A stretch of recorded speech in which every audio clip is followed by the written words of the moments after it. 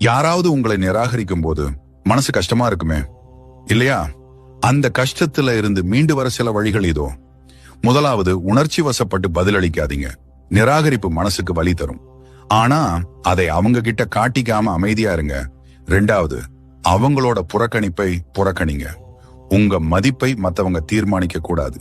உங்களை ஒதுக்குனவங்களை நீங்களும் அமைதியா ஒதுக்கிட்டு உங்க வேலையில கவனம் செலுத்துங்க. மூணாவது, கவனத்துக்காக கெஞ்சாதீங்க. உங்களை கவனிக்காதவங்களை நீங்க துரத்திட்டு போக கூடாது. அவங்களுக்கு நீங்க தேவையில்லைன்னு நினைச்சா நீங்களும் அதை ஏத்துக்கோங்க. நாலாவது, உங்களை நீங்களே உருவாக்கிக்கோங்க. நிராகரிப்பு உங்க மதிப்பை குறைக்கிறது இல்ல, அது உங்க வளர்ச்சிக்கான ஒரு வாய்ப்பு. உங்களோட பலவீனங்களை சரி பண்ணி நீங்க யாருன்னு நீங்களே உங்களுக்கு நிரூபிங்க. அஞ்சாவது, கனிவாருங்க. ஆனா உணர்ச்சி வசப்பட வேண்டாம். உங்களை நிராகரித்தவர்களிடம் கனிவாக நடந்து கொள்ளுங்கள். ஆனால் உணர்ச்சி வசப்பட்டு அவர்களுடன் உரையாட